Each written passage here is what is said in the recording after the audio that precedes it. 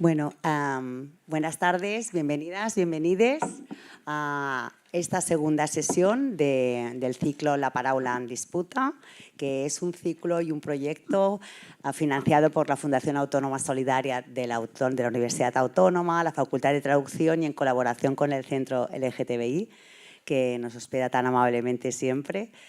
Y en esta segunda mesa, en la que hablaremos, como en todo este ciclo, sobre la centralidad de la palabra, la representación en relación con los feminismos y el género desde una perspectiva interseccional. Y en esta ocasión hablaremos sobre estos temas centrados en la diversidad étnico-racial.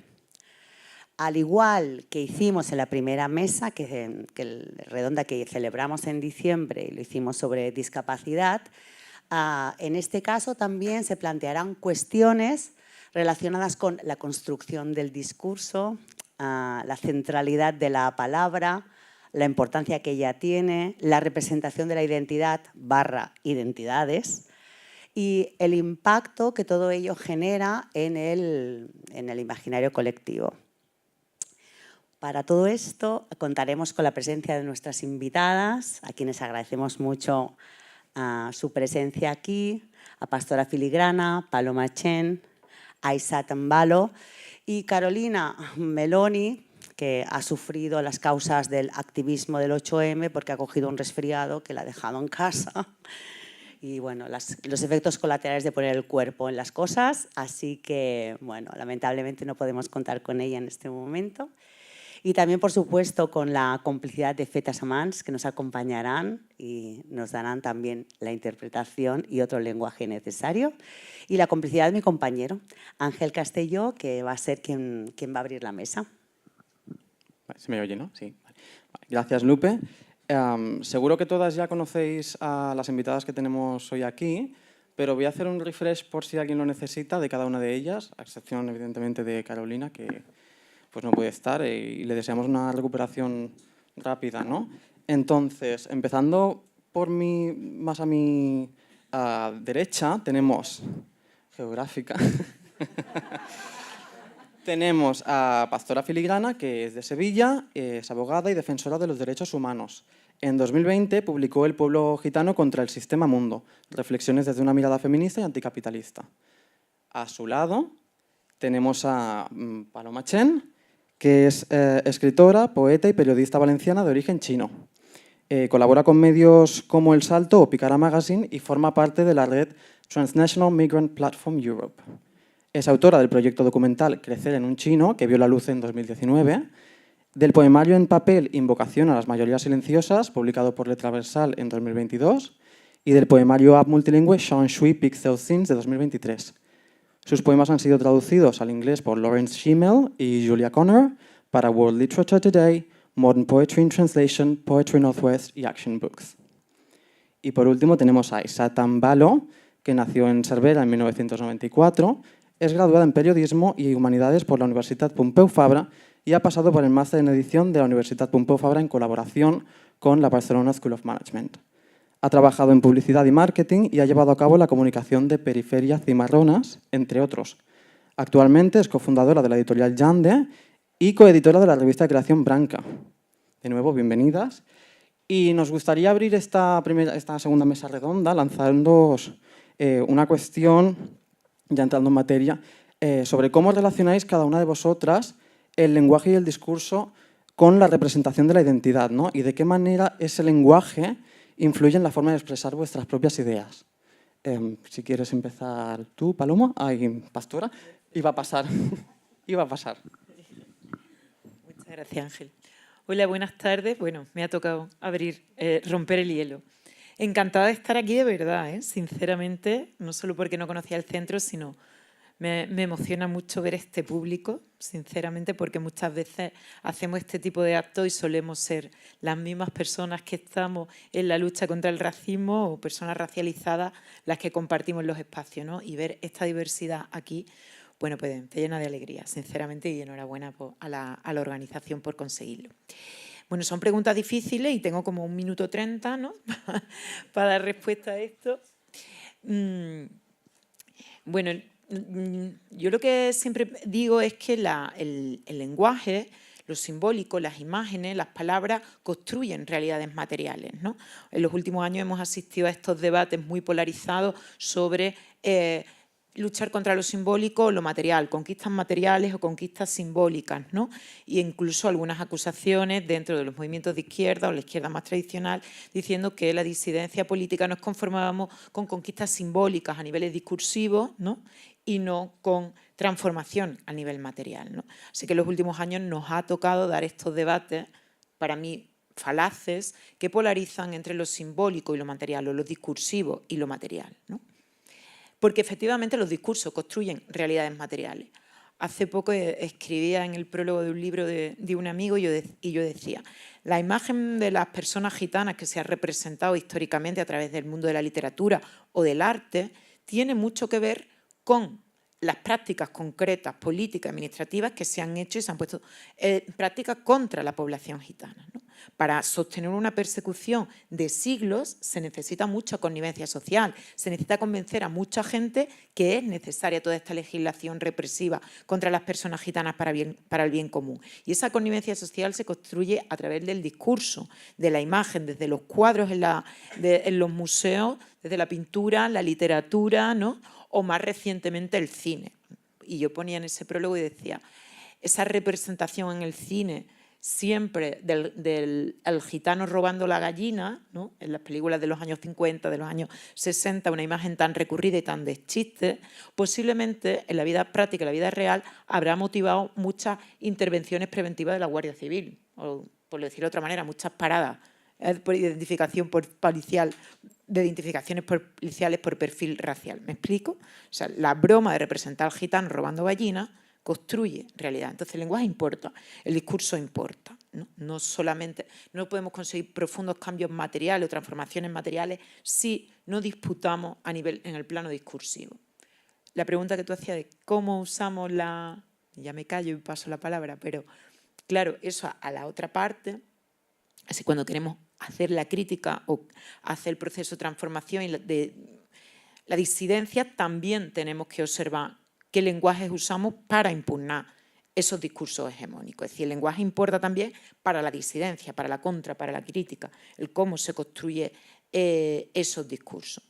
A mí, por ejemplo, lo que me toca, que gran parte de mi vida la dedico a la lucha contra el racismo específico, contra la comunidad gitana, contra el antigitanismo, pues sobre todo tenemos que enfrentar discursos muy hegemónicos que construyen la identidad gitana en un binomio de fascinación o miedo, ¿no? O te folclorizan y te construyen desde una mirada orientalista, eso hay que desmontarlo discursivamente, o te colocan en un lugar de peligrosidad social o parasitismo o primitivismo o barbarismo que requiere mano dura e intervención, ¿no? Del Estado o políticas públicas de cambio comportamental de las personas gitanas. Ese binomio de fascinación, miedo, se ha construido a través de los discursos históricos. Eso es principalmente la lucha contra el antigitanismo. Por supuesto, políticas materiales, de reparación, de vivienda, de acceso a derechos, pero sin hacer esta parte del curro, no podemos avanzar más allá. Yo dejo esta reflexión por aquí.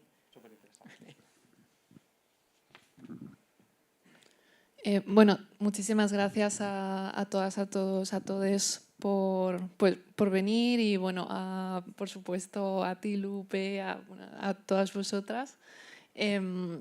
Súper contenta de estar aquí, súper nerviosa también por estas preguntas tan complicadas y tan estimulantes también. Y bueno, intentando responder un poco la pregunta, y yo siempre me voy como muchísimo a lo personal, ¿no? A mi vida, a decir, bueno, cómo es exactamente mi relación con las palabras, con el lenguaje. Muchas cosas siempre he sentido una fascinación absoluta hacia la lectura, hacia poder sumergirme en otros mundos que me podían refugiar de un mundo que siempre he percibido como absolutamente horrible y opresor. Entonces, básicamente viene de ahí.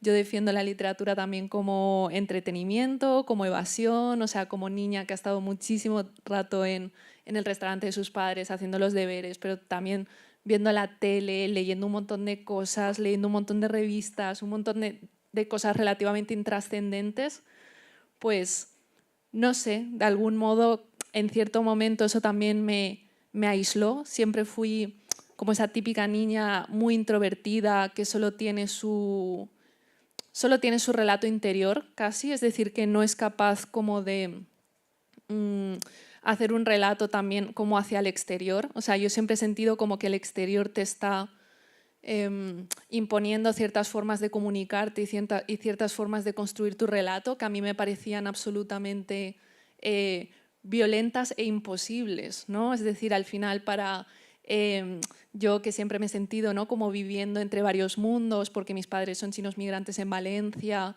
y muchas veces, o sea, tanto desde mi familia como desde la sociedad española, a través de todos esos dispositivos, medios de comunicación, cine, colegio, todo, volvemos al tema de los binomios, ¿no? Todo el rato intentando como hacerte elegir o como sesgando partes de ti, ¿no? Y no consiguiendo, o sea, no hay discursos que te hagan como, pues eso, ¿no?, como sanarte, hacer las paces, ¿no?, con esas distintas partes de tu vida. Entonces, siempre he tenido una subjetividad, digamos, como extremadamente fragmentada, desordenada, ¿no? Y yo creo que estudié periodismo hace ya, bueno, empecé la carrera en 2015, hace 10 años en la Universidad de Valencia, porque yo tenía muchísimas ganas de comunicarme con el exterior, o sea, yo necesitaba encontrar un interlocutor.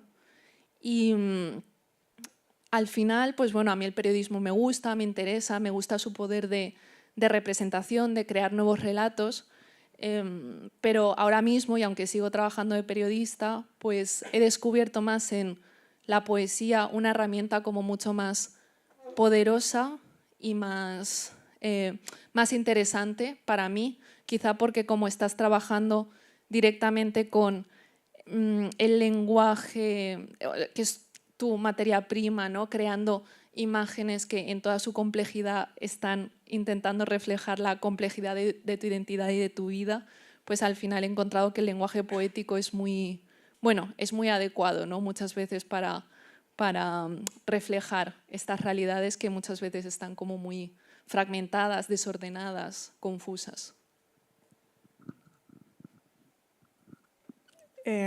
Hola, después de estas dos intervenciones yo también estoy nerviosa. Muchas gracias a la organización por organizar esto. Es súper guay poder conversar con ponentes tan chulas. Yo también me llevaré un poco la pregunta a mi terreno. Yo vengo en representación de Jande Editorial, que somos dos, Diana, Rajmuni y yo. Y me siento bastante representada por lo que has comentado, Paloma, de que los medios de comunicación nos entienden a las personas racializadas que hemos crecido aquí como de forma fragmentaria, ¿no? Como nos tienen que romper para poder entendernos solo de una forma, y en cambio nuestra identidad es múltiple, es híbrida, mixta, si queremos decirlo así, y somos más, ¿no?, que un solo adjetivo. En este sentido, esto tiene que ver bastante con la razón por la que decidimos con Diana crear Jande Editorial, que es básicamente la falta de representación de realidades y de literaturas que nos representaran a nosotras, ¿no? Yo me considero catalana y senegalesa porque mis padres son del Senegal y yo nací aquí y me crié aquí, por tanto me siento catalana. O sea, yo me comunico, hablo y leo en catalán, y en cambio no encontraba literatura ni obras en las que me pudiera sentir representada, ¿no? Y eso es algo que yo naturalicé e internalicé durante muchos años y no fue hasta hace relativamente poco que me di cuenta y fue como, aquí hay un tema. Y además el hecho de que yo no soy la única persona a quien le pasa esto, que somos bastantes, y que las librerías no estén reflejando la diversidad demográfica que existe, nos llevó también a crear Yande. Y de hecho, en el sentido de, o sea, llevándolo al tema del lenguaje, elegir un nombre en mi lengua materna para la editorial y para las colecciones, ¿no? También fue un hecho como de reivindicar esa identidad múltiple, mixta que tengo, ¿no? Somos senegalesas, sirias en el caso de Diana y también catalanas y por lo tanto nos lo vamos a llevar a nuestro terreno.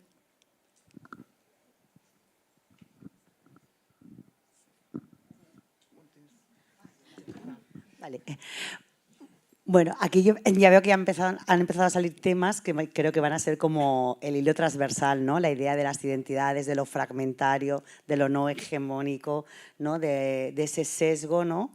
Y sobre todo la falta de representación. Y en ese sentido queríamos hilar el discurso también, no solo por el hecho del discurso, sino también a través de la proliferación de publicaciones, afortunadamente, de libros y de teoría y de pensamiento feminista que tiene que ver con los diferentes feminismos y la teoría de género.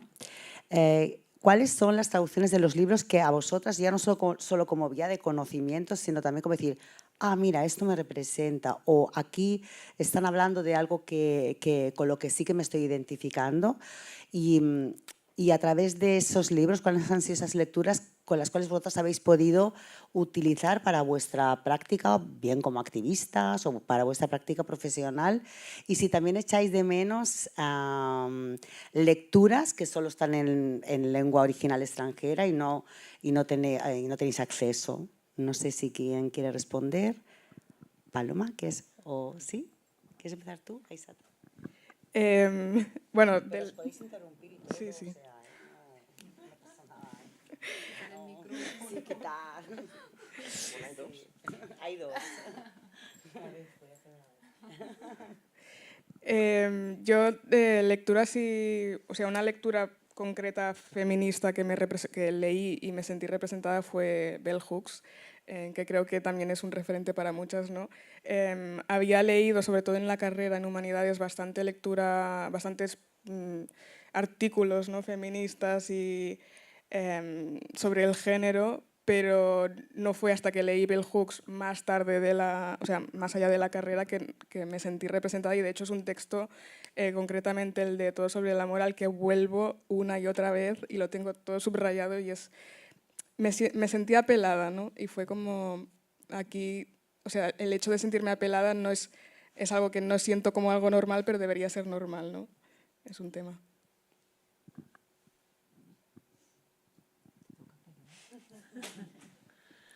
A mí en su momento me gustó muchísimo Borderlands, la frontera, de Gloria Anzaldúa, que también es, o sea, aquí estamos como los mitos, porque es un libro que demuestra que se puede pues, mezclar en ese mismo dispositivo libro, pues ensayo, poesía, historia, antropología, o sea, es alucinante y bueno, creo que Anzaldúa también pues, en lo poético y con sus ensayos es una gran referente para todas, con todo el tema de la identidad fronteriza, la identidad mestiza.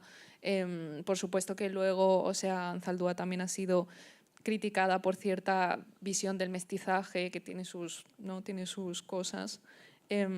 Pero bueno, es súper interesante y en su momento también el hecho de los idiomas, ¿no? el cómo ella mezcla el inglés y el español y cómo eso fue traducido, ¿no? Cómo eso fue traducido aquí y cómo ves ese diálogo, ¿no? Ese sería un libro muy, muy guay. Y de los últimos años, y una cosa que me interesa bastante es como el tema de cómo ahora hay ciertas ediciones, ciertas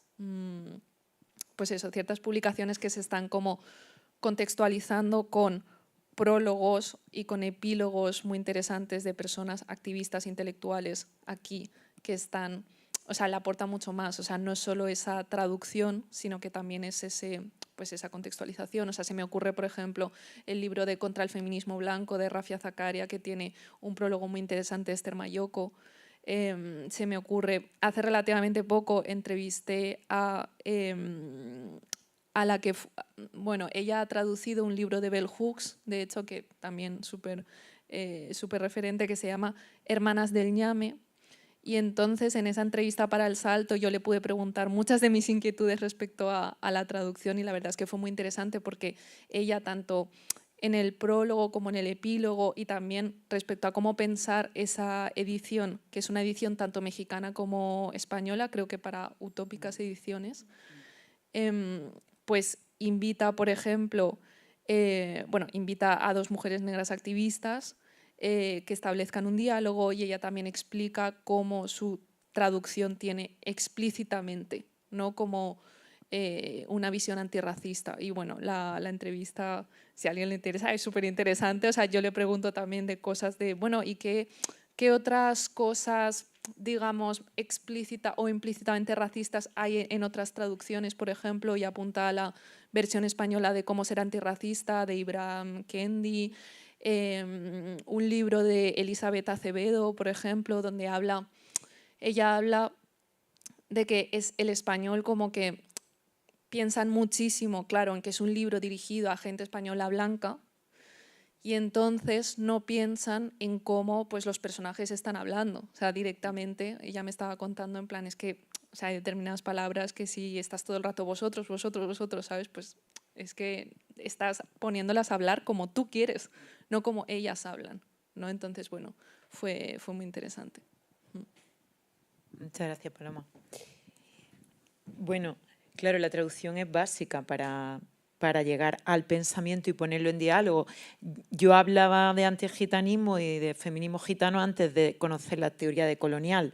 Es a través de estas lecturas cuando una consigue una herramienta, un marco que explica bastantes cosas que te pasan. O sea, le empiezas a poner nombre a tus dolores y empiezas a ver que, bueno, primero que no solo pasa aquí, que tiene que hay algo detrás más grande, conciben la manera conciben la opresión de una manera más global, y por tanto también las respuestas, ¿no? Entonces yo creo que las teorías críticas lo que nos dan es un marco en el que ampararnos, y muchas veces es necesaria la traducción y también recuperar parte de lo escrito a lo largo de la historia, aunque yo también digo, y meto algo aquí, que estamos saturados de sobreinformación. Que cuando hay más proyectos de traducción, que yo me alegro que los haya muchísimo, digo, más, todavía tenemos que leer más, ¿no?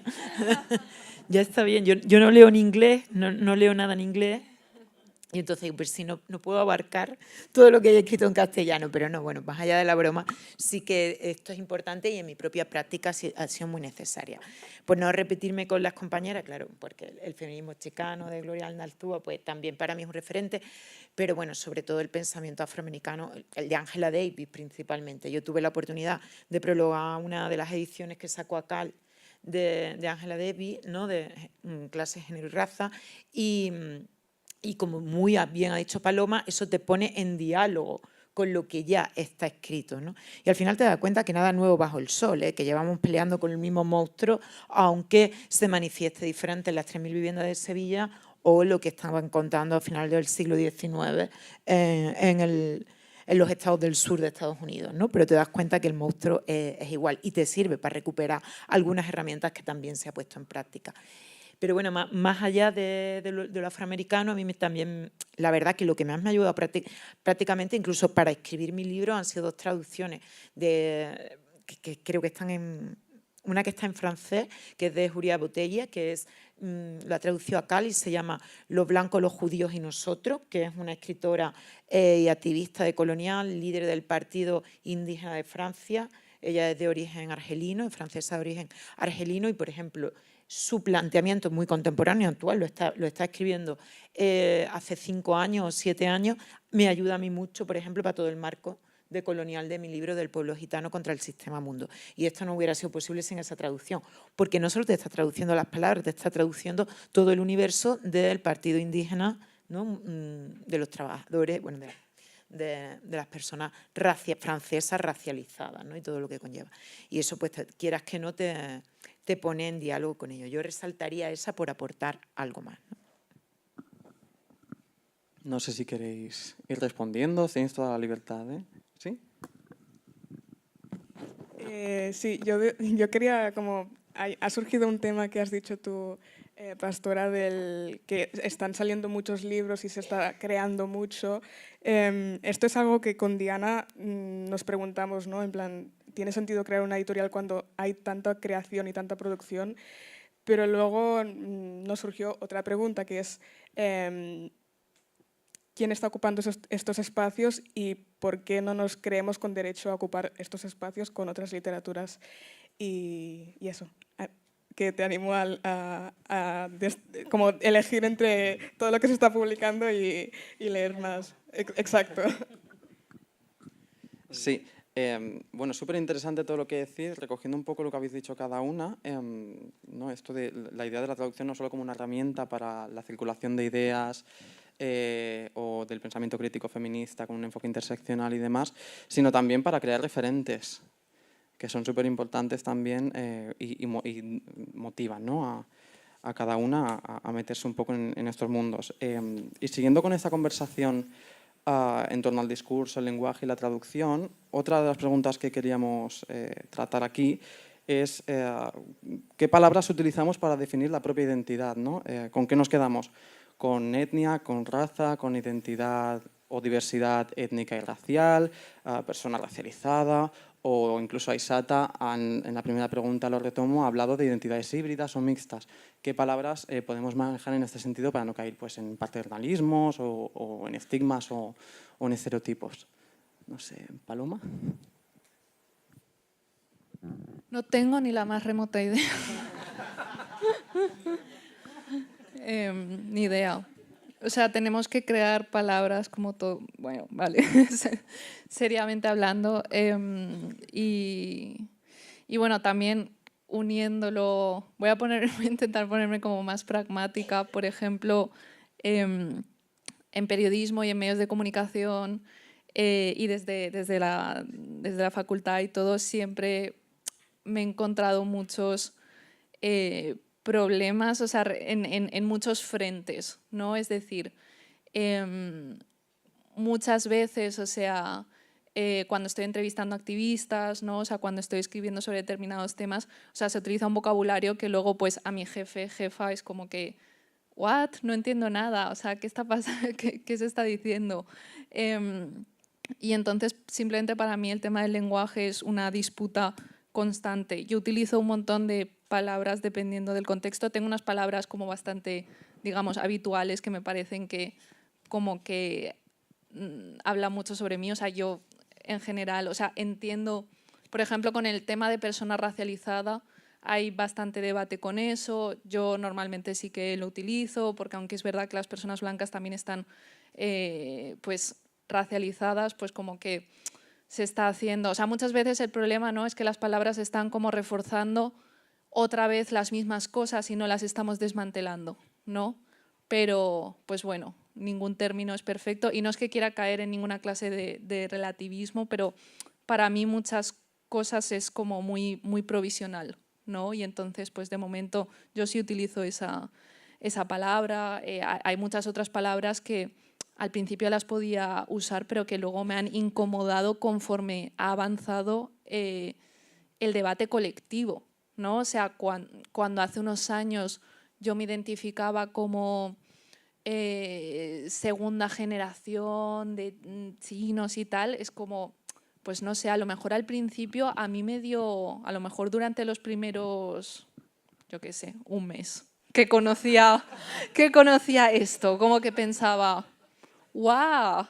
En plan, mola, y luego ya como que es como, oh, segunda generación, sí, y te empiezas a seguir profundizando, planteando cosas, escuchando a otras compañeras, hablando cómo a otras compañeras les incomoda, cómo a otras compañeras no encaja eso, ¿no? Y que son personas mucho más elocuentes que una misma y te pueden argumentar y decir, bueno, pero es que segunda generación, ¿de qué? Igual somos primera generación de españoles, pero no somos segunda generación de nada. ¿What? Y entonces ahí es como vas intentando pues lo que sea, seguir haciéndote entender que conectándolo con mi primera intervención es imposible. O sea, hacerse entender es absolutamente imposible y por eso tengo la poesía de mi lado, ¿no? Para poder intentar estar todo el rato pues haciendo juegos de palabras, desmontándolo todo, porque bueno, es complicado. Y luego ya dentro de lo asiático, y por contar un poco, pues asiático descendiente, por ejemplo, pues no está mal, diáspora china, que utilizamos muchísimo, pero es eso, ¿no? Como que luego es muy personal, ¿no? Al final es muy personal, tiene mucho que ver con la trayectoria de cada persona, cómo se nombra, pero obviamente luego lo ponemos en común, ¿no? Para intentar ver cómo nos podemos definir como identidad colectiva y cómo eso puede ser pues bueno, algo estratégico, ¿no? Como decía la Spivak. Me ha encantado lo de, bueno, al final nos queda la poesía, ¿no? Ante la imposibilidad de la comunicación. Bueno, yo estoy muy de acuerdo con Paloma en su conclusión sobre todo lo que necesitamos hacernos entender.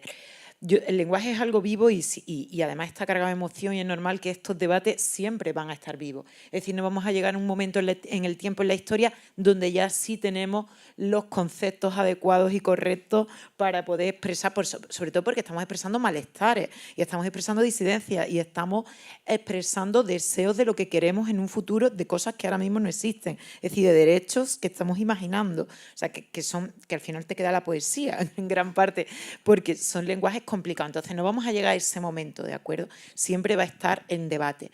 Ahora bien, y creo que es sano, lo que no creo que debamos es de dimensionar esos debates, porque algunas veces llegamos a lugares ya agotadores. Quiero decir, yo entiendo que el poder contra el que luchamos tienen las armas, tienen el dinero, ¿no? y tienen los medios de comunicación, y muchas veces a nosotras lo que nos queda es poco más que la palabra. Entonces, para nosotras las palabras nos importan. Ahora bien, debatamos esto sin llegar a polarizar o a cancelar, ¿no? Determinadas personas como se expresan. Hace más de 20 años, cuando yo empecé en el movimiento asociativo gitano, pues me acuerdo de líderes gitanos entonces diciendo que esto de llamarnos etnia gitana no les gustaba nada. Y entonces se debatía que mejor pueblo gitano, que es el que yo uso ahora, pero lo uso ahora porque otros lo discutieron antes, porque entonces las políticas públicas con los gitanos se decía la etnia gitana. Me acuerdo un líder gitano que decía, pero etnia, eso parece un dolor, ¿no? No queremos llamarnos etnia, somos el pueblo gitano, ¿no? Estos debates, estos tocaron antes de que yo llegara. Los que luego me han tocado a mí, bueno, pues también ahora, yo hace unos años, y además releo artículos, yo escribía no blanca, persona no blanca, ¿no? Después no, bueno, los debates ya eran personas racializadas. Ahora hay otro debate de no, personas racializadas no. A mí todavía no me han convencido, ¿eh? Yo lo sigo usando, pero está abierto el debate, ¿no? De, bueno, ¿qué usamos?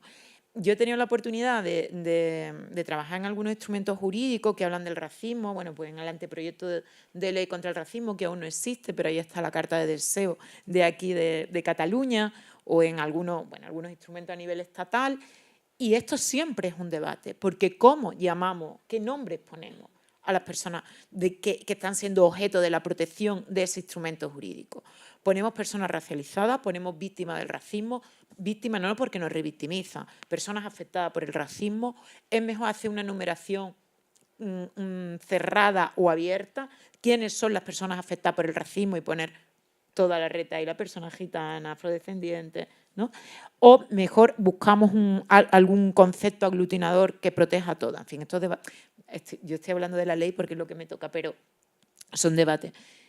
Y al final yo concluyo un poco como ha concluido Paloma. Yo creo que lo importante, y sobre todo cuando somos minoría, cuando somos disidencia, lo que estamos intentando es incidir en una sociedad tan complicada, en un poder tan monstruoso como el que tenemos delante, lo que necesitamos es hacernos entender. Sobre todo para sumar voluntades y alianzas. Y para eso tenemos que encontrar los conceptos que lleguen más, ¿no? Porque hay muy pocos micros para contar lo que estamos contando aquí hoy. Entonces, esa es como mi línea, mi criterio cuando se abren estos debates, ¿no? ¿Con qué? Por ejemplo, también se ha debatido de esto de discriminación étnico-racial o discriminación racista, ¿no? En algunos espacios que yo he estado. ¿Vale o no vale? Yo lo de discriminación étnico-racial por ahora lo uso porque creo que se entiende. O sea, yo digo aquí te están discriminando étnico-racialmente. Pues yo creo que todo el mundo lo entiende. pero que podremos darle otra vueltecita. Así que mi criterio sería eso, hacernos entender y no polarizar y tomarnos esto con calma, que no hay una meta final a la que llegar, ¿eh? Una sola línea para más 100 a lo que ha dicho, porque, o sea, es eso, 100%. Creo que estamos todas de acuerdo en que, pues eso, somos escritoras, editoras, poetas, nos importa muchísimo el lenguaje y al mismo tiempo sí que a veces en determinados debates, ambientes, lugares, es como que si utilizas ya la palabra incorrecta, ya te califican de cualquier cosa y eso es absolutamente, pues, fascista. Pero con tranquilidad, hay que tomarlo con tranquilidad. Hay que tomarlo con tranquilidad. Bueno, yo me sumo a todo lo que habéis dicho porque me parece estoy súper de acuerdo y de hecho creo que lo has dicho tú antes, Pastora, que estos son conceptos que hay que ir adaptando un poco a la realidad, ¿no? Que no pueden ser inamovibles porque además teniendo en cuenta la cultura de cancelación, la gente es como que le coge miedo a usar un concepto u otro. En nuestro caso en Yande, como nuestro criterio para publicar manuscritos es que sean personas no blancas y no nos cerramos a una comunidad concreta de o afrodescendientes o gente de Sudamérica o asiático descendientes, y tampoco queríamos decir personas de segunda, tercera generación porque nos parecía que era como alargar mucho ¿no? Como era como intentar decir muchas cosas en muchas palabras. Encontramos que el término racializado nos ayudaba a englobar como todas estas personas que pueden pertenecer a comunidades diferentes y a orígenes diferentes, pero que les une que sienten opresión porque están siendo racializadas por la blanquitud, ¿no? Y en este sentido, cuando nos definimos, decimos que somos una editorial que publica voces racializadas y o de origen migrante. Y de momento nos está funcionando. Cuando haya un nuevo término que nos encaje mejor, lo vamos a usar. De hecho, hace poco leí uno de los boletines de Desiree Vela que hablaba justamente de este tema, ¿no? ¿Qué significa concretamente la palabra racialización? ¿Por qué crea tanta polémica? ¿Y por qué se puede usar, o sea, es útil usarla en según qué ámbitos, ¿no? Cuando intentamos englobar varias comunidades, ¿no? Sí que tiene sentido usar esta palabra de momento. Y en el tema de las identidades, esto es un melón, porque en realidad sí que, o sea, es un tema que a mí personalmente me ha tocado bastante y creo que a ti, Paloma, también, que es que durante muchos años yo sentí que todo el mundo a mi alrededor decidía por mí cuál era mi identidad, ¿no? Los catalanes locales me decían que yo era catalana y que tenía que sentirme como catalana. Mis parientes senegaleses que viven aquí me decían, no, tú no eres catalana, tú eres senegalesa, aunque solo he ido a Senegal 3 veces. Y claro, yo estuve muchos años como que decía que sí a todo el mundo, ¿no? Intentando acontentar como people pleaser que soy. Hasta que de pronto, una vez que, en un caso concreto que una amiga me dijo, no, tú eres catalana, no tienes por qué decir que eres senegalesa, eso me picó y decidí que yo tomaba las riendas y que yo decidía quién soy, ¿no? Y también llegué al punto de que al final la identidad no es una cosa fija, en plan, es algo que vas construyendo y que no solo tiene que ver con dónde has nacido y dónde has crecido y en qué cultura te has educado, sino las lecturas que has leído, las personas que has conocido, las experiencias vitales, todo esto conforma tu identidad y va construyéndolo a medida que vas creciendo. Y por eso me gusta como decir identidad mixta, múltiple, híbrida.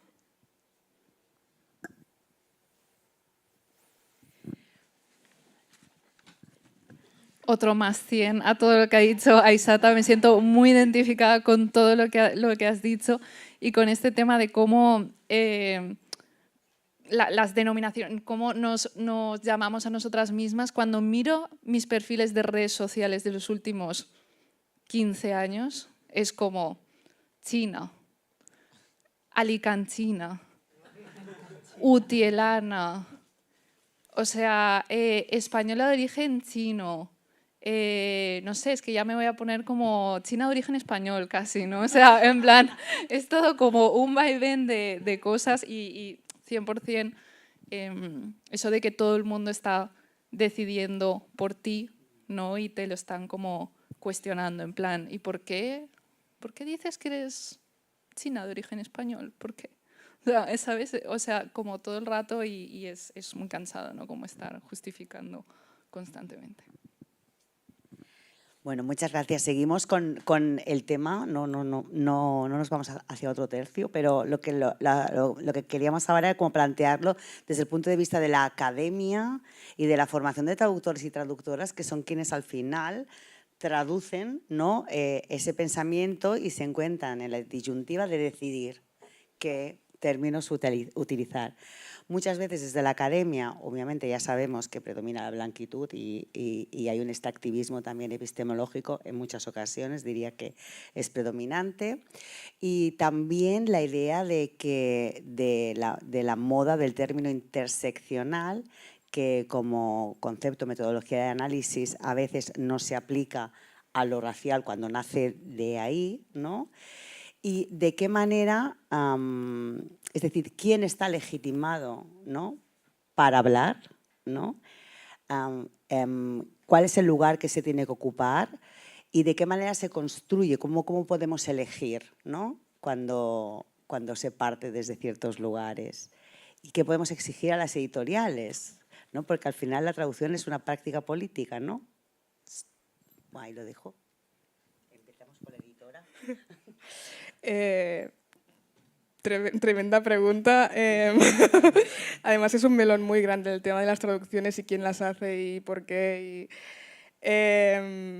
Con Diana solemos hablar de este tema mucho y desde hace mucho tiempo, porque llevándolo a mi terreno, que es el de la edición y además de edición de textos escritos por personas racializadas, ¿no? y que muchas veces traducimos del inglés o del francés o de otras lenguas, muchas veces nos preguntan si trabajamos, si este criterio, ¿no? de publicar solo voces racializadas inmigrantes también la aplicamos a los colaboradores de la editorial, es decir, traductores, ilustradores, correctores, maquetadores, diseñadores.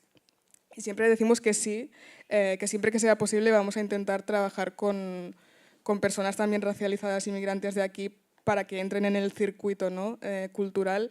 Y en el caso de las traducciones es donde nos está costando más encontrar personas que traduzcan al catalán concretamente, porque al castellano sí que hay. Y yo tengo la esperanza de que esta segunda generación o tercera generación están en las facultades de traducción ahora mismo formándose, ¿no? Y que van a salir y que vamos a poder contar con ellas.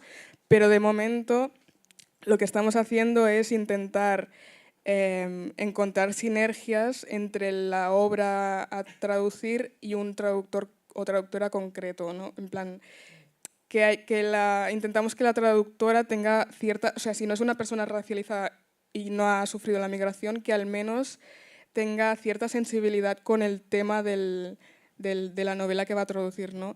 Y también pensamos que, como tanto Diana como yo somos personas racializadas y somos las editoras y al final el texto pasa por nosotras, si surge algún problema de mala traducción del texto, como tiene que pasar por nosotras, al menos nosotras podremos como poner el filtro, ¿no?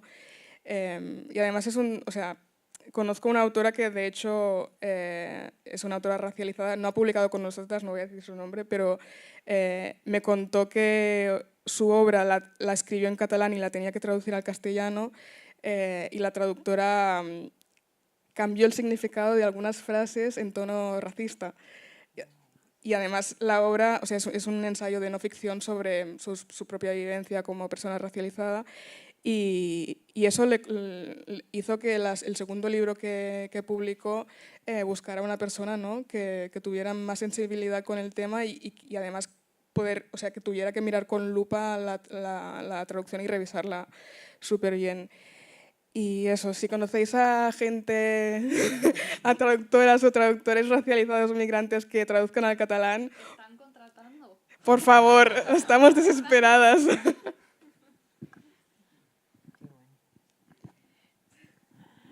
Bueno, yo no estoy en el mundo de la editorial ni de la traducción, pero sí que en el movimiento asociativo de mujeres gitanas se ha planteado esta cuestión, sobre todo en el movimiento feminista gitano. Hay un proyecto que aprovecho para compartir en este espacio, que es Romnian, que es la librería feminista gitana, en inglés. Dilo en inglés tú, lo vas a decir mejor. Romania Feminist Library, creo que se llama en inglés. Bueno, porque tienen que saber que en Europa gitano y gitana no se usa, se usa romaní, ¿no? Esto es otro de los debates sobre que no he puesto antes en el ejemplo. Y el proyecto lo impulsan mujeres gitanas de diferentes partes, sobre todo lo está liderando una mujer rumana, una activista rumana y otra de Castilla-León, o sea, de aquí del Estado español, y colaboramos muchas más mujeres gitanas. Es interesante porque es a nivel de Europa, es decir, y no solamente escribimos gente que esté en el activismo, sino de otros muchos temas que producen mujeres gitanas. Es decir, también novela, literatura, poesía o cualquier otra disciplina sobre la que se escriban, ¿no? De mujeres gitanas. Están en todos los idiomas, o sea, hay escritos en húngaro, en rumano, en inglés, en castellano, en diferentes idiomas. En el tema de la producción romaní es que existe una lengua común, que ya saben ustedes que es el romanó, porque ustedes son las que vienen a las 5:30 de la tarde a estos eventos, y son la gente que saben estas cosas. Ya saben que en toda Europa existe una lengua común para la población roma, para la población gitana, que es el romanó, que en el Estado español no perdura porque la represión histórica a sangre y fuego contra la población gitana, una de las consecuencias que tuvo fue la pérdida de la lengua. Y aquí en el Estado español no se habla el romanó, sino que se habla el caló, que es como un vocabulario que todavía se conserva de aquella lengua, pero que no es un idioma en sí mismo. Esto le sonaba a la mayoría, ¿verdad? Claro, uno de los debates es que queremos traducir el pensamiento feminista de mujeres gitanas en europeo al romanó. Algunas ya están escritas en romanó, pero por ejemplo yo que escribo en castellano, pues que se traduzca al romanó para que se pueda compartir. Esa es una de las ideas. Y también, al ser posible, traducir lo más posible al castellano, ¿no? También para aquí. Pero efectivamente queremos que se traduzca por mujeres gitanas, activistas y que se declaren feministas, porque sabemos que la mirada importa a la hora de escribir. O sea que no es solamente cambiar una palabra por otra, hay que interpretar. Y ahí andamos con mucha dificultad porque, como bien sabemos, pues esto no es fácil. Pero sí que lo creemos necesario porque esta es una manera de crear esa sinergia que necesita el feminismo posicionado desde una mirada de clase y de género, como es el feminismo gitano, ¿no? O sea, esto suma al movimiento y tiene su traducción en las prácticas, ¿no? Y dar el salto de lo asistencial a lo político dentro de los discursos contra el antigitanismo. ¿Más o menos? ¿Sí?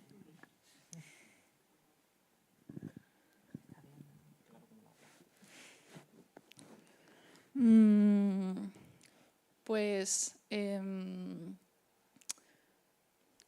yo tengo este poemario, Invocación a las Melodías Silenciosas, donde un poco, pues bueno, yo escribo en español, sobre todo. O sea, realmente es un reflejo directo de mi pensamiento literal. O sea, es como en español, pero bueno, con ciertas frases, palabras en chino, en valenciano y en inglés, porque al final es así como se compone en mi mundo, ¿no? Y al final, o sea, muchas veces cuando me preguntan eso, ¿no? Como sobre por qué estoy mezclando idiomas, si estoy queriendo dar un aire de confusión al lector o algo así, y es como, guau, sí, mola, pero en realidad no. O sea, en realidad es que mi mente funciona como completamente así y está como en estos retazos de diferentes idiomas y evidentemente, o sea, van ligados simplemente al área de tu vida, ¿no? De donde procede como ese vocabulario.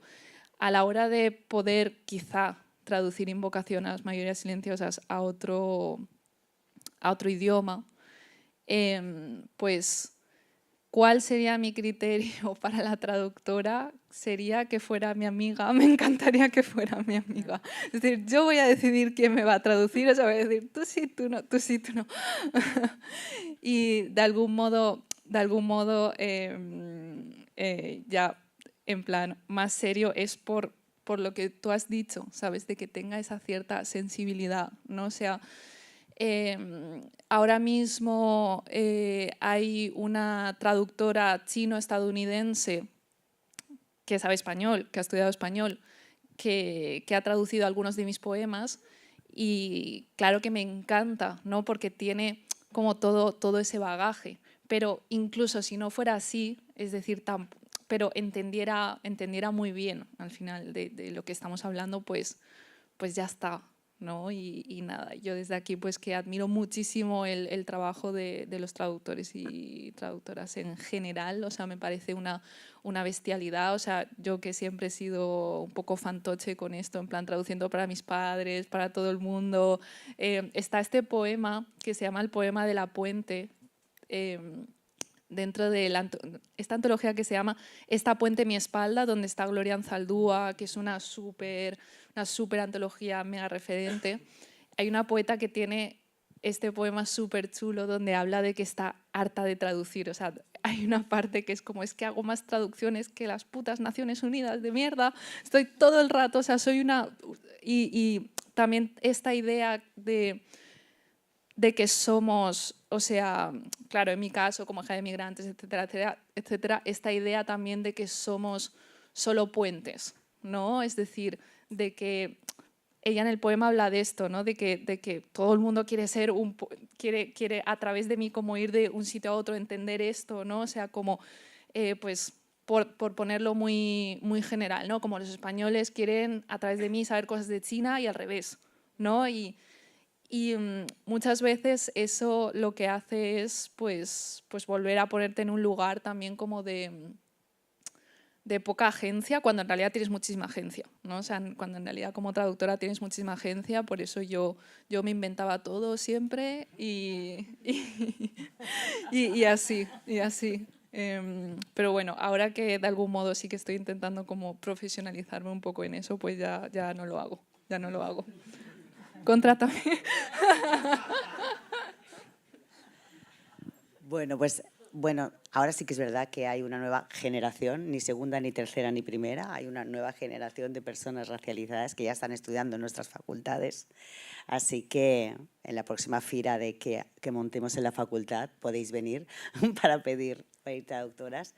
Y quería, al hilo de lo que estabais comentando, quería ahondar un poco en la cuestión, dijéramos, de quién traduce, quién ocupa el lugar, ¿no?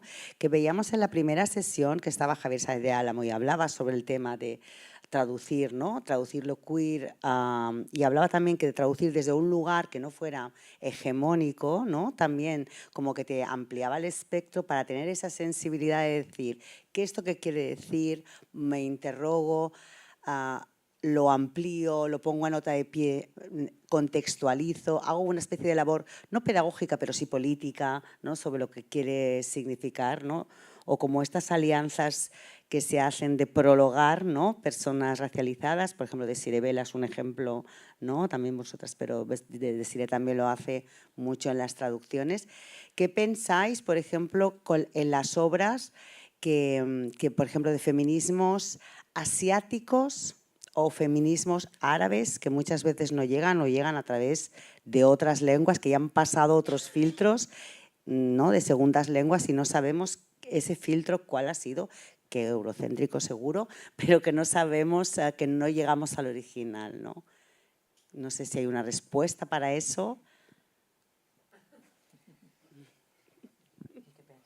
Me lo voy a llevar un poco a mi terreno y, o sea, el tema, voy a cogerte el hilo de las traducciones estas que se hacen con una tercera lengua, ¿no? No soy muy partidaria de esto, pero entiendo, o sea, puedo llegar a entender por qué traducirían de una lengua que no conocen o no encuentran traductor, entre comillas, porque siempre hay alguien que pueda traducir, del inglés o el francés, ¿no? De una tercera lengua. Pero yo soy más partidaria de encontrar, si no es el traductor, al menos un corrector o alguien que te pueda asesorar que esté en contacto con las dos lenguas, aunque no sea traductor de oficio o no sea ni corrector de oficio, pero que te pueda asesorar y pueda comprobar que realmente se está trasladando el significado, ¿no? Porque es lo que tú decías, Pastora, o sea, no es solo traducir literalmente una cosa a la otra, es trasladar todo el significado y con lo que conlleva, ¿no? De una lengua a otra, y por eso el traductor casi se le considera también autor. En los contratos de hecho de derechos de autor se le considera autor. Y no sé, ¿qué más? Yo creo que que hable el experto. Yo no voy a contestar esta pregunta, esta me la salto porque es muy específica. Sí, bueno, yo de las respuestas que habéis dado a estas últimas preguntas, yo resalto dos palabras que son sensibilidad y sinergia, ¿no? La sensibilidad a la hora de traducir para evitar estos problemas que han mencionado antes, y las sinergias precisamente en la diáspora gitana, por ejemplo, para que el movimiento se nutra de otras voces y prospere, ¿no?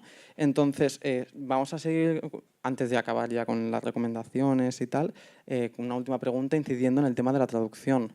¿Qué papel creéis que juega la traducción de los feminismos interseccionales en el pensamiento colectivo? Es decir, la traducción que se hace de obras feministas con este enfoque interseccional, ¿qué impacto puede tener en el conocimiento o en el imaginario colectivo?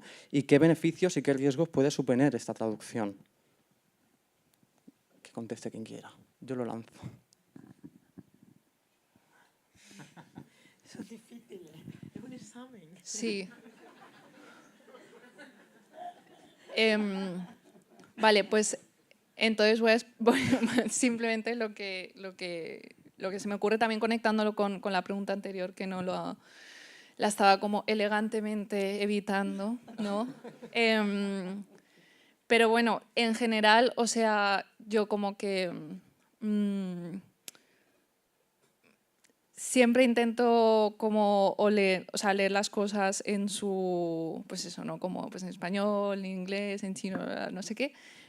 Evidentemente eso muchísimas veces no es posible. Yo me frustro mucho, o sea, con el tema de que creo que en España apenas hay literatura china, teoría china feminista, o sea, prácticamente nada. Y lo poco que hay pues es súper poco visible y súper poco, ¿no? Como todo eso. Por esa parte me frustro mucho. Hay muchas razones que yo sé que las compañeras que estáis en editoriales, más en el mundo, como que pueden explicar mejor de las dinámicas internas, pero es como que yo misma pienso que aquí hay muchas cosas. O sea, en China también la teoría feminista como más popular, digamos, o más accesible, también no está en unas condiciones fenomenales de poder exponerse, digamos, ¿no? Entonces eso es una parte.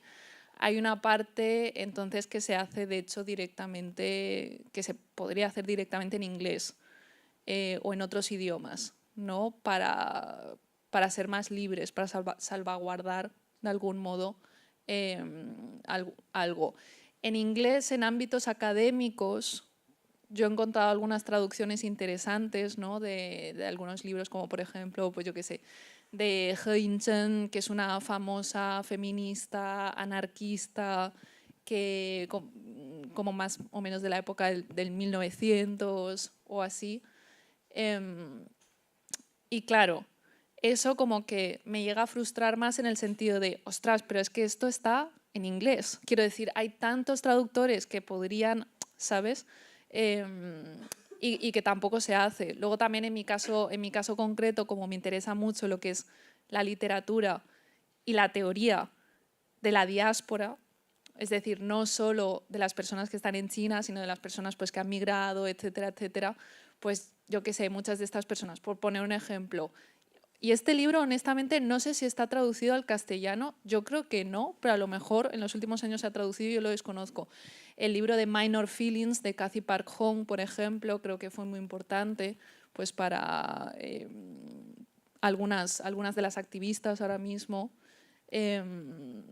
Y ese libro está escrito en inglés por una mujer coreano-americana, una poeta, una activista. Ahora, muy recientemente, ha llegado, traducido por Munir Hachemi, La guerrera, en la editorial RBA, que En inglés es The Woman Warrior, que es un libro de Maxine Hong Kingston, que es también súper referente y no ha llegado hasta ahora, ¿no? O sea, súper tarde. Tampoco la voy a poner como súper referente feminista, pero para mí es muy importante también que llegue literatura de mujeres, ¿no? Como en general. Y entonces, por ejemplo, Sam Mau fue publicada, ¿no? Por la editorial barcelonesa Rata, pero Rata pues cerró. Y no sé, o sea, como que muchas veces simplemente es eso, ¿no? Que si no hay un interés como muy específico o casi aleatorio, es decir, si por casualidad, casi la traductora de Sam Mau no se encontró con esta historia que le pareció como muy fascinante de una mujer china que en los 70 se vino al Sáhara español y a las Canarias y todo eso, como que no habría habido, ¿no? ningún... pues no se habría hecho, ¿no? No se habría hecho porque así en general la gente dice, bueno, ¿por qué? Si no nos interesa, si es como literatura minoritaria, ¿no? O lo que sea. Entonces, bueno. ¿Quién quiere? La pregunta que has hecho... o sea, la pregunta es qué aporta lo que se publica desde un enfoque interseccional por mujeres racializadas, qué aporta al imaginario colectivo. Bueno, yo creo que todo lo que se encuentra desde la mirada interseccional lo que está es señalando los diferentes sistemas de opresión que nos atraviesan. La palabra interseccionalidad ya sabemos que es un palabra así complejo, pero también, como bien planteabais en el marco de esta mesa, es algo que nace de las propias luchas situadas de mujeres racializadas, ¿no? En concreto afroamericanas, por su materialidad concreta o por su ejercicio de los derechos concretos. Y después la academia la que extrae el concepto y lo lleva a lo hegemónico, ¿no? Y ahora pues no puedes hacer ninguna solicitud de subvención pública que no tengas que incluir el enfoque interseccional en el proyecto, ¿no? O sea que ya perdió el brillo de crítica que podía tener. Pero sin embargo, bueno, yo desde que aprendí esto, a mí me ha ayudado muchísimo a explicarme, o sea, a contar el problema de una manera mucho más grande. Cuando tú te sitúas desde la interseccionalidad, lo que estás realmente es señalando cómo interactúa el capitalismo, el patriarcado, la colonialidad y el racismo. Es decir, esto ocurre porque hay unas macrocausas estructurales y diferentes sistemas de opresión que están dando esta realidad. Por ejemplo, pongo un ejemplo, una cosa muy humilde, pero un informe que sacan hace un año, creo, una asociación de mujeres gitanas en Bilbao. Se llama AMUGE, la asociación, ¿no? Y ellas hacen como una investigación con entrevistas, una cosa humilde, pero bueno, sobre la mesa de la especial represión que sufren las mujeres gitanas en los centros comerciales o en los centros públicos, ¿no? Esto de que te vigilan, te cachean, te registran el bolso o te persiguen en un centro comercial cuando eres una mujer visiblemente gitana, ¿no? Y ellas hacen este informe. Bueno, este informe lo podría haber hecho por cualquier institución desde muchas lógicas, pero cuando lo hacen ellas mismas, lo están contando ellas y lo están contando además con un marco interseccional y te dicen, persiguen a las mujeres porque son machistas y piensan que son las mujeres gitanas las que roban en los supermercados para su casa, ¿no? Porque las que proveen la comida son las mujeres. Son racistas porque además están suponiendo que las personas gitanas no quieren trabajar y prefieren vivir del prójimo. Y además son clasistas porque están diciendo que la gente de los barrios populares son peligrosos porque vienen a robar al supermercado. No sé si me explico o esto es complejo. Y cuando te lo cuentan así, desde un enfoque interseccional y te dice, esta violencia específica contra las mujeres gitanas tiene su causa en diferentes sistemas de opresión que aquí se juntan y dan lugar a una violencia concreta, que es que te persiguen, te registran el bolso, te preguntan, te cachean o te meten en un cuartito aleatoriamente. Algunos hemos conseguido judicializarlo y denunciarlo y otros muchos quedan impunes. Pues esto cambia la realidad desde ese enfoque, porque si no, parece que es una cosa aislada de que hay determinadas guardias de seguridad individualmente que hacen mal su trabajo. No, mire usted, aquí toda una maquinaria detrás, ¿no?, de multinacionales, decisiones políticas que se toman para que esta realidad ocurra. No sé si habré contestado a la pregunta o lo que estabas contestando. Yo pongo de ejemplo, por ejemplo, este informe hecho por mujeres gitanas en Bilbao desde ese enfoque interseccional. creo que como apela a la realidad es diferente. No sé si más o menos. No sé si estoy encajando yo la respuesta. Súper rápido.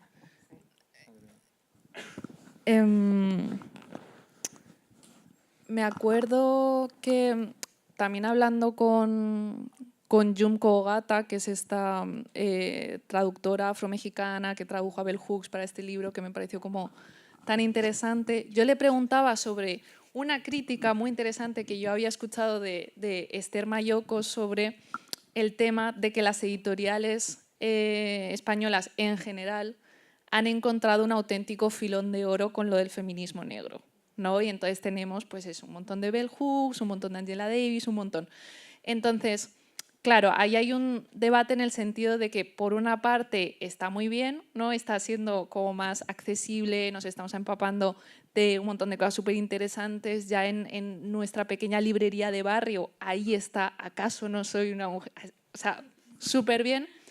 Y al mismo tiempo, y lo que yo creo que, o al menos es mi interpretación mucho de esa crítica, es que son editoriales que pues seguramente no cuiden muchas de sus simplemente dinámicas internas, ¿no? Es decir, no es como Yande, editorial antirracista, ¿no? Así, sino que es, pues eso, whatever, no sé, Planeta, lo que sea, que está cogiendo esto, ¿no? Como pues coge pues el capitalismo y esto vende y esto lo está colocando aquí. Entonces, eso lo uno, ¿no? Con el uso de términos como interseccionalidad, o sea, que creo que súper bien y yo me parece útil, lo utilizo, me parece que los ejemplos que ha dado Pastora, ¿no? O sea, 100%, pero al mismo tiempo creo que nos choca mucho ver a todas estas instituciones, todas estas personas, ¿no? O sea, utilizando el término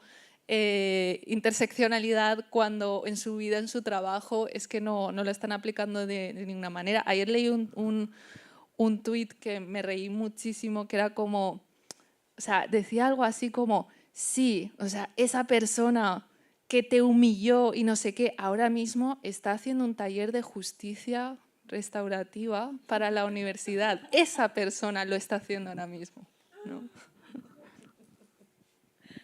Bueno, no tengo mucho que aportar porque vuestras aportaciones y vuestras respuestas han sido muy interesantes y me sumo a ellas 100%. Es verdad que es una mina de oro lo del feminismo negro en las editoriales grandes y de hecho lo que comentabas antes de que no estás encontrando tampoco traducciones de obras feministas asiáticas es porque de momento todavía no lo ven como algo comercial, ¿no? Que les dé dinero y esto es súper triste porque que sea eso solo el criterio para publicar según qué cosas es muy triste y bueno, en fin, que solo quería decir esto. En relación a la pregunta que nos has hecho, sí que es verdad que hay que cuestionar de dónde salen estas traducciones y con qué intención. Yo me siento agradecida por haber podido leer, por ejemplo, Bell Hooks traducida al castellano y recientemente al catalán. Y también desde la editorial Yande queremos también un poco como girar un poco la balanza, ¿no? Vamos a ser también las editoras racializadas quienes vamos a editar estos textos y hacérnoslos nuestros. Y vamos a intentar, pues eso, voltear la balanza y aportar nuestro granito de arena e intentar no ser las únicas que estamos editando y ojalá salgan muchos más proyectos, que ya los hay, de hecho, que editen textos racializados y lo hagan desde una mirada antirracista y feminista. Quiero apuntar una cosita, una frase nada más que me ha hecho pensar y realmente es un filón. Yo voy a debatir de términos, ¿vale? Eso que he dicho, no podemos estar todo el rato debatiendo de palabras, pero yo creo que es mucho más comercial, pero voy a hacer un pensamiento decolonial sobre esto. Creo que no es el feminismo de mujeres negras, es el feminismo de mujeres afroamericanas, porque al final, aunque son mujeres afroamericanas, con todo lo que supone, al final es un pensamiento que está produciéndose en Estados Unidos o que se ha producido en Estados Unidos, en el imperio o en el occidente o en el norte global. Por eso no se traduce igual el pensamiento feminista árabe o el pensamiento feminista asiático, ¿no? O el pensamiento feminista negro de mujeres africanas directamente, ¿no? No sé, por afinar un poquito, aparte, por eso es más comercial. O sea, que también sepamos desde dónde nos hablan también, geográficamente, ¿no?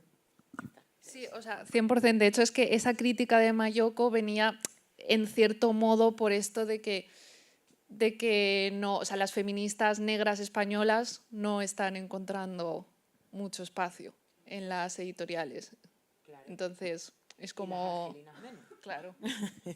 ¿No? Y las senegalesas menos, o sea, cuanto más te alejas de los centros de poder, pues más dificultad lo tienen, más dificultad tenemos, ¿no? Sí, y además eso no quiere decir que no existan esos feminismos, ¿no? Claro. Pero como vivimos en el imperio de lo anglosajón, es como que no puede haber más feminismos que los que se producen allí, así Exacto. Que 100%. Pues bien, para finalizar y antes de dar la palabra al público por si quiere aportar, preguntar, comentar, las lecturas recomendadas que nos queréis dar para poder seguir profundizando en este conocimiento tan bello que nos estáis aportando ahora. Bueno, yo he traído 3 libros. El primero es Madres Migrantes de Fátima Saheb, que lo hemos editado nosotras. No lo he traído solo porque lo hemos editado nosotras, sino porque creo que es una obra que también ayuda mucho a abrir mentes. No solo apela a las mujeres migrantes y a las hijas de migrantes, sino también a un público blanco y conecta muchísimo, así que lo recomiendo 100%. Luego hay Natu Domingo con ambos lados del espejo. Son reflexiones personales sobre la raza y la identidad. Ella es una chica catalana que fue adoptada en Etiopía súper pequeña y en su obra habla mucho de este tipo de, o sea, esto que hablábamos de identidad mixta, híbrida y cómo encaja ella en un sitio y en otro y de dónde se siente, ¿no? Muy interesante. Acaba de salir, por cierto. Y luego Feminismos antirracistas de María Teresa Vera Rojas, en el que hay varios artículos de diversas feministas no blancas, muy interesante y que también ha salido hace poco. Voy a recomendar un poemario titulado Mi rostro es un mapa de mi cuerpo, de Ale Oseguera, que es una poeta mexicana radicada aquí en Barcelona. Me gusta mucho, es de la editorial Esto no es Berlín, que bueno, en la editorial colabora también Gabriela Wiener, también súper recomendada. Y bueno, para leer un poquito también como poetas migrantes racializadas está la antología Matria Poética, publicado por la imprenta. Una antología muy interesante de poetas migrantes racializadas del reino.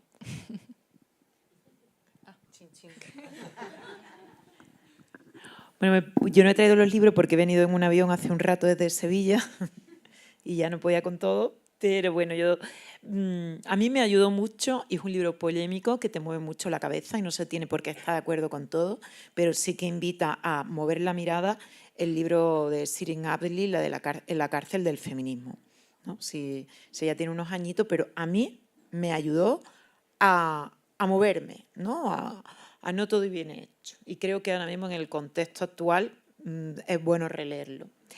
Y después, bueno, el librito de Silvia Agüero, que es una escritora, mi feminismo es gitano, escritora, actriz, pintora. También un libro, bueno, pues contestatario, punky, ¿no? Que no tampoco hay que estar de acuerdo con todo, pero también te obliga a moverte del sitio, ¿no? Mi feminismo es gitano. Y bueno, voy a recomendar una editorial pequeñita que se llama Altramuz, que también lideran mujeres gitanas desde Málaga y hacen cuentos, por salirme yo de la parte de la chava política, y tienen un cuento muy bonito que se llama Alma, que es para niños, sobre la historia del pueblo gitano y la situación de los niños y las niñas gitanos. Alma es una niña gitana y este es muy chulo porque sirve para trabajar en las aulas, sobre todo, bueno, o en la casa, pero con niños. Y la editorial se llama Altramuz y el libro Alma, ¿no? Pues toca a todos los palos. Todos estos libros que han recomendado, no os preocupéis, que los publicaremos en la página oficial de Instagram del SIFT. Si nos seguís, los tendréis entre mañana y pasado, a más tardar. Vale, pues sí, ¿no? Adelante, quien quiera participar, una pregunta.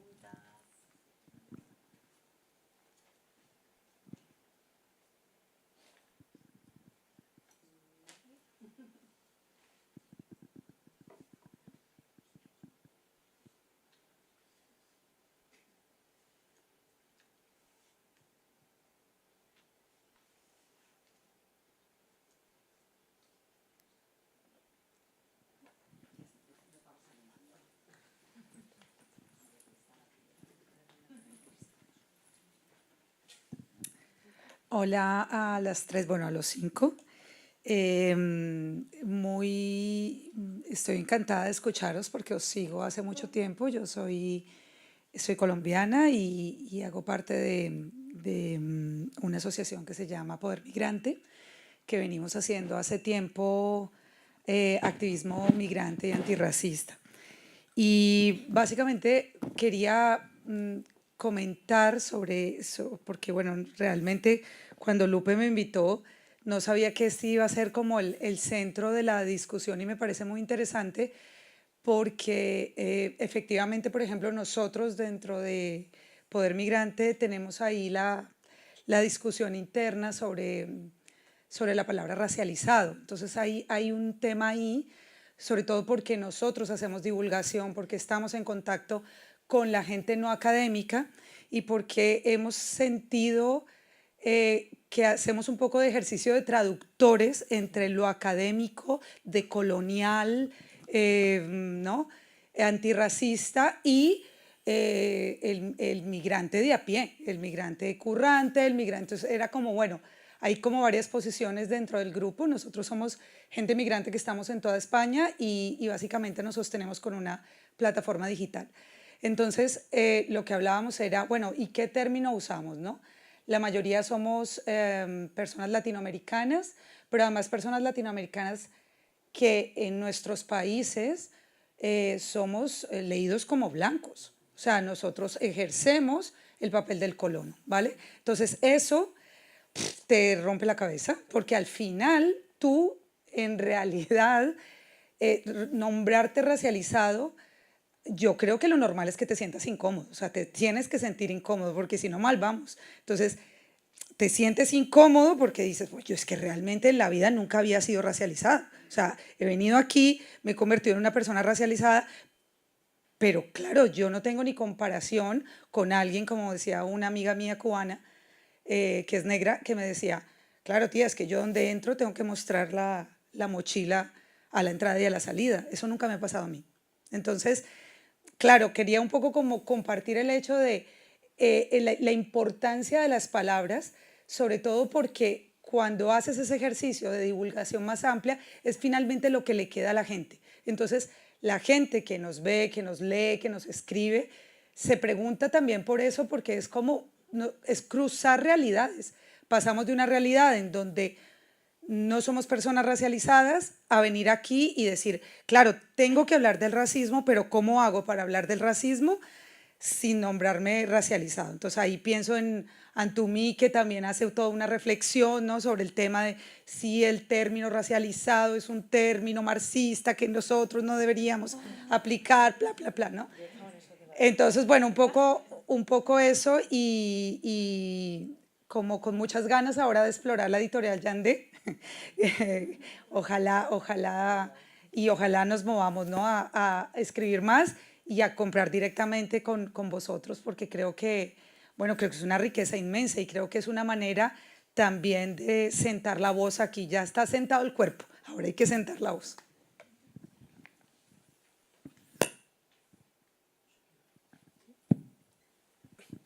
Vale, ¿qué tal? Muy buenas tardes. Agradecida por la invitación de participar aquí. Soy de Argentina, soy parte de la lucha de la comunidad trans en Argentina, que también nos atravesó fuertemente cuando, luego de las discusiones por los términos por los que nos sentíamos identificadas, travestis, trans, transexuales, transgender, cuando llegó allá de Estados Unidos esa palabra. Creo que también me interpelaba mucho la historia que nos antecede como pueblo latinoamericano, y comparto lo que decía aquí la compañera, que la verdad es que todos tuvimos en nuestras familias y en nuestra historia, en el caso de Argentina, la historia de nuestros pueblos originarios que formaron parte también de todo el proceso de construcción de esa Argentina, y que muchas veces nos quedamos fuera de esa interpelación personal, porque decíamos muchas veces que la India era nuestra abuela, ¿no? Nuestra bisabuelo, y lo decíamos a veces como de buen sentido, ¿no? Yo tuve una abuela indígena, y en realidad lo que nos costaba asumir que las indias éramos nosotras también. Y creo que ese proceso también es donde, en esta interpelación que nos lleva al estar en otro lugar, tan lejos de nuestro país, creo que me trae de nuevo a ese sitio de entender que son a veces las circunstancias de comprensión, ¿no? Subjetiva, las que nos llevan a comprender cuál es la historia que nos antecede y cuál es lo que nos corre por las venas, ¿no? Las venas, es como decía el escritor, las venas abiertas de América Latina, es todavía esta concepción que tenemos muchos de ser leídos como la comunidad blanca de Argentina, cuando en realidad la interseccionalidad nos hizo comprender de que había un montón de factores que eran un eje para la discriminación, para la vulneración de nuestros derechos, y que ese era uno también, donde, por ejemplo, a diferencia de México con las muyes, ¿no? con las mujeres trans que forman parte de los pueblos indígenas, creo que en el caso nuestro, como un país tan ligado encima justamente a Argentina, con esa mirada puesta en Europa todo el tiempo, ¿no? Como tenemos una abuela india, tenemos una abuela española, una abuela italiana, una abuela... Y creo que nos gustaba más agarrarnos a la idea de esa abuela español, italiano, francés, que a la comunidad indígena, que sin dudas era la perdedora de la historia en el marco de la colonización. Creo que este último tiempo ha venido dándose una discusión muy interesante hacia adentro de nuestro país, pero por sobre todo en estos espacios de interpelación comunitaria, ¿no? Y construcción también de nuevos sentidos, que me ha llevado profundamente a reflexionar sobre eso, y en este momento a traer a mi concepción que a través de movernos una ficha en el mapa, nos lleva de nuevo a esta interpelación de pasar de ser parte de la hegemonía blanca de un país a pasar a ser un grupo racializado en otro contexto. Aún así, con el devenir, ¿no? de la historia, como digo, de ser a veces descendientes de inmigrantes europeos. Nada, creo que por sobre todo lo más interesante es saber entender que es muy cómodo leccionar sobre los aspectos que hacen a los privilegios, ¿no? de nuestra historia, y quedarse solo anclados ahí y no entender que también hay otra historia que es, sin dudas, la historia que es es para mí, sin duda, la que va a generar la reivindicación más poderosa en nosotros y la comprensión, que es de comprendernos que también somos parte de la historia de los perdedores o de quienes le tocó vivir la peor parte en esta colonización. Yo creo que sin duda todo eso se ha reversionado en una fuerza, en un poderío de las comunidades indígenas y de las personas que sin duda nos sentimos que corre por nuestras venas la sangre indígena, y que también queremos decirlo y empezar a plantearlo abiertamente, más allá de que a veces el color de piel, la cara o a veces algunos usos que uno hace para acercarse a esos espacios de integración no lo demuestren. Así que nada, agradecida por esta reflexión y me sentí absolutamente interpelada.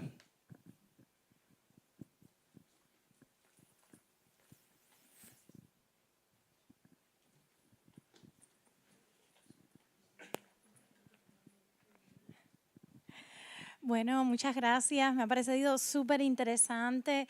A mí, por ejemplo, me disparan varios pensamientos vinculados a mucho de lo que decíais, de todo lo que nos mueve a nivel emocional también, todo este terreno. Y también, ahora que decía Sandra, el tema de tener que traducir muchas veces determinados conceptos para que nos entienda la comunidad, eso es un temazo.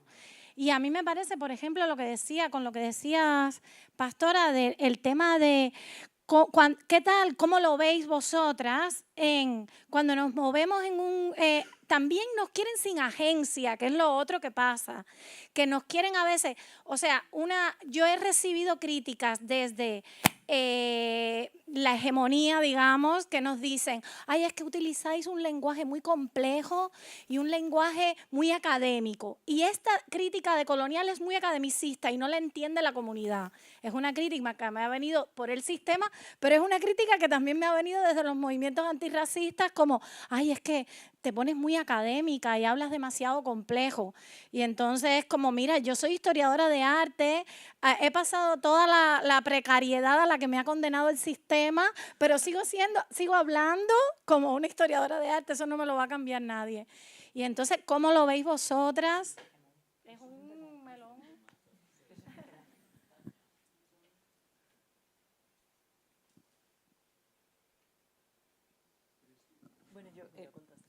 Bueno, las otras dos compañeras, yo comparto bastante su enfoque y lo agradezco. Igual soy grandes aliadas, ¿eh? O sea, yo que me muevo en el movimiento antirracista, hay mucha gente, mujeres sobre todo latinoamericanas, que dicen, yo he aprendido lo que es el racismo aquí porque yo allí no lo sufría.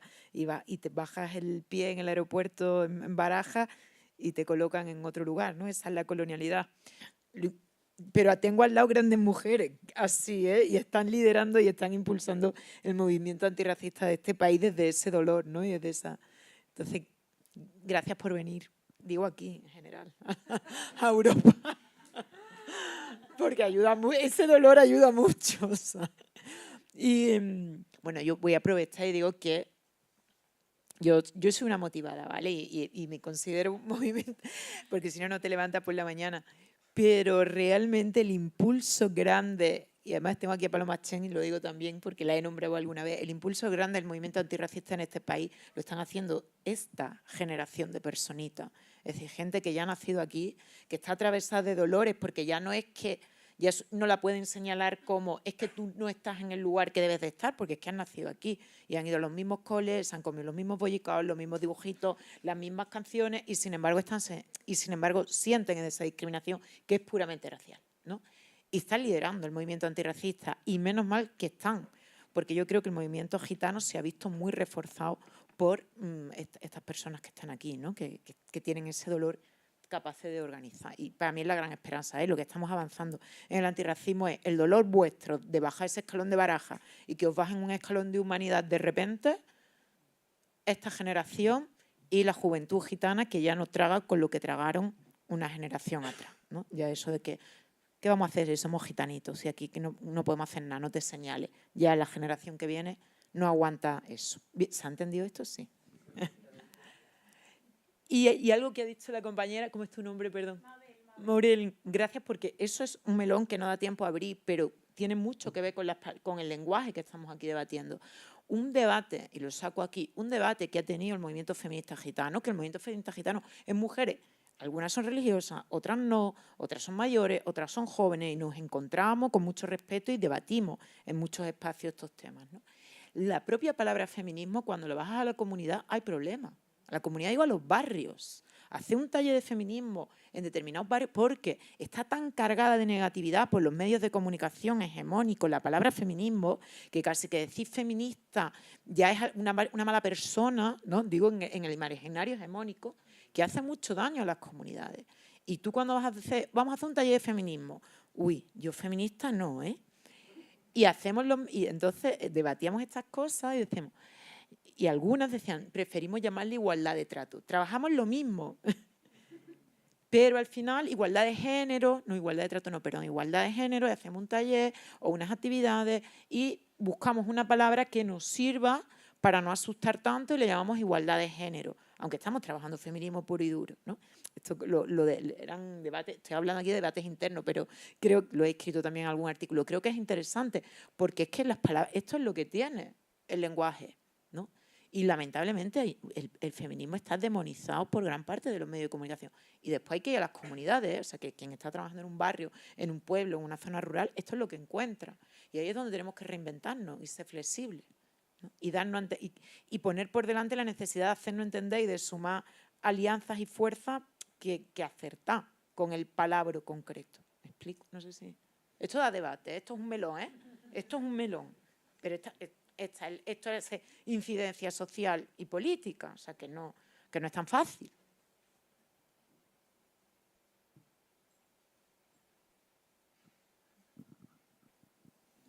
No sé si igual en el chat. No. Añadir una línea como a lo mismo, pero 100% de acuerdo, y que es un temazo. Y también desde la misma palabra feminismo dentro de pues los activismos asiático-descendientes ahora mismo aquí en el Estado español, pues creo que pues eso lo utilizamos conociendo como toda...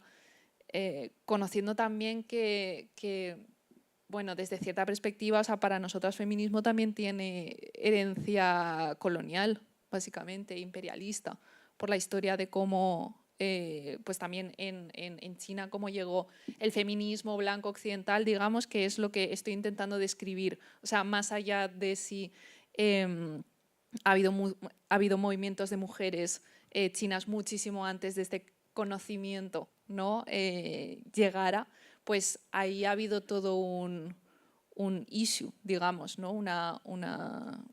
Algo, ¿no? Y a día de hoy creo que sigue estando bastante pues reprimido por el Estado chino, o sea, a nivel de falta de, o sea, censura en redes sociales, falta de medios, etcétera, etcétera. Y sobre el tema de yéndome hacia mí misma muchas veces cuando estoy intentando, pues eso, darme a entender, expresarme, escribiendo, simplemente tengo esta sensación familiar de que no es que me vaya a rendir intentando hacerme entender, pero al mismo tiempo también es que incluso aunque a veces no esté acertando con esos palabras, ¿no? Y que los estoy buscando y que los estamos entre todas construyendo, pues también muchas veces yo me he sentido, pues eso, demasiado activista para ponerme a hacer un paper académico, demasiado académica para ponerme a hacer un comunicado, demasiado, yo qué sé, demasiado comediante para ser poeta, demasiado poeta para ser presentadora de eventos. Entonces, pues ahí estamos, ¿no? Habitando la en esa intersección. habitando la intersección. Eso es. Yo solo quería recomendar un libro que me estoy leyendo ahora y que seguro que conocéis todas, porque el miedo a la palabra feminismo y tal que ha sacado Pastora a relucir me ha recordado a la publicación reciente de Judith Butler, ¿Quién tiene miedo al género?, Who's Afraid of Gender?, Qui te Paul Genera, que precisamente habla de cómo se ha construido este fantasma del género como algo que amenaza y tal, y desengrana un poco pues, cómo se construye este imaginario, ¿no? De atacar al género porque es algo demoníaco que va a destruir al mundo. Solo lo quería lanzar, que seguro que ya lo conocíais, pero bueno, ¿por qué no? Butler, que se hace entender muy bien en general.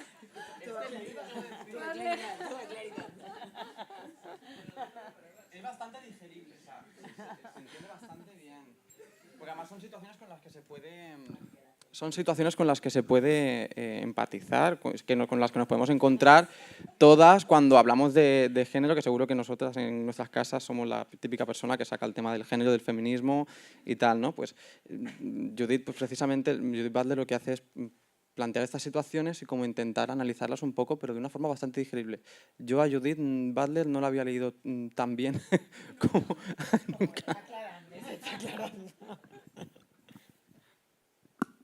Bueno, yo solo quería decir, bueno, me sumo a lo que habéis comentado y solo quería decir que en un contexto social y político en el que está de moda ser anti-woke y apoyar los discursos de odio, creo que es más importante que nunca lo que decíamos, ¿no? De que prime hacernos entender con quien sea y con si hay que cambiar los nombres o los conceptos y adaptarle el lenguaje a cada persona.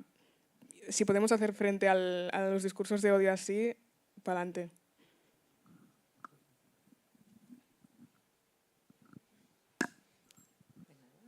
¿Alguna pregunta más? ¿Nos vamos? Cervecita, vermú. Bueno, pues muchas gracias por todas vuestras intervenciones, muchas gracias por haber asistido aquí y bueno, seguidnos en redes. Ahora tenemos que proyectar, ¿no, Ángel? Tenéis este QR es para que respondáis a una encuesta de opinión sobre la mesa redonda de hoy y tal. No lo pongáis verde.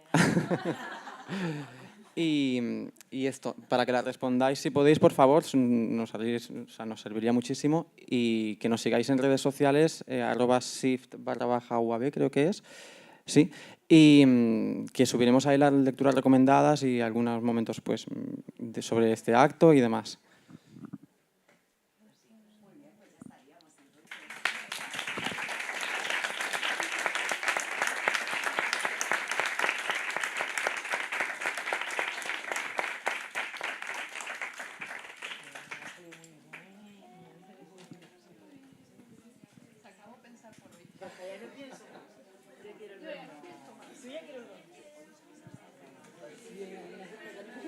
Sí, yo también.